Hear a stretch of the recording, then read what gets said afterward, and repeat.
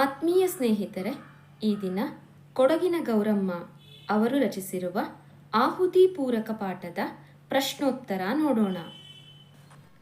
ಕೃತಿಕಾರರ ಪರಿಚಯ. ಹೆಸರು ಕೊಡಗಿನ ಗೌರಮ್ಮ. ಸ್ಥಳ ಮಡಿಕೇರಿ. ಜನನ 1912 ಮಾರ್ಚ್ 3. ಕೃತಿಗಳು ಕಂಬನಿ, ಚಿಗುರು ಹಾಗೂ ಗೌರಮ್ಮನ ಕಥೆಗಳು. ಸಾಧನೆ ಕನ್ನಡದ ಪ್ರಥಮ ಕಥೆಗಾರ್ತಿ. ಕೊಟ್ಟಿರುವ ಪ್ರಶ್ನೆಗಳಿಗೆ ಉತ್ತರಿಸಿ.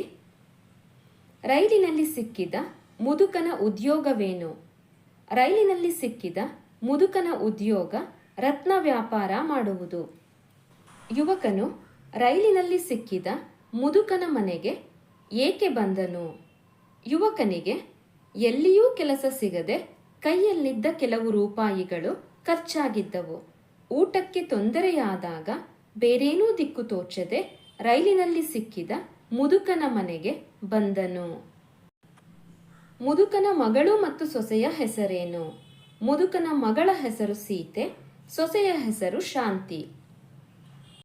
ವರದಕ್ಷಿಣೆಯ ಪಿಶಾಚಿ ಯಾರನ್ನು ಬಲಿ ತೆಗೆದುಕೊಂಡಿದೆ? ವರದಕ್ಷಿಣೆ ಎಂಬ ಪಿಶಾಚಿ ಶಾಂತಿಯನ್ನು ಬಲಿ ತೆಗೆದುಕೊಂಡಿದೆ.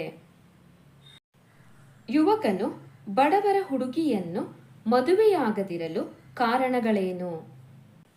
ಬಡವರ ಹುಡುಗಿಯರಿಗೆ ವರದಕ್ಷಿಣೆ ಕೊಡಲು ಸಾಧ್ಯವಿಲ್ಲ ಹಾಗೂ ವರದಕ್ಷಿಣೆಯಿಂದ ಬಂದ ಹಣದಿಂದ ಯುವಕನು ಲಂಡನ್ಗೆ ಲಾ ಕಲಿಯಲು ಹೋಗಬೇಕೆಂಬ ಆಸೆಯಿಂದ ಬಡವರ ಹುಡುಗಿಯನ್ನು ಮದುವೆ ಆಗಲಿಲ್ಲ.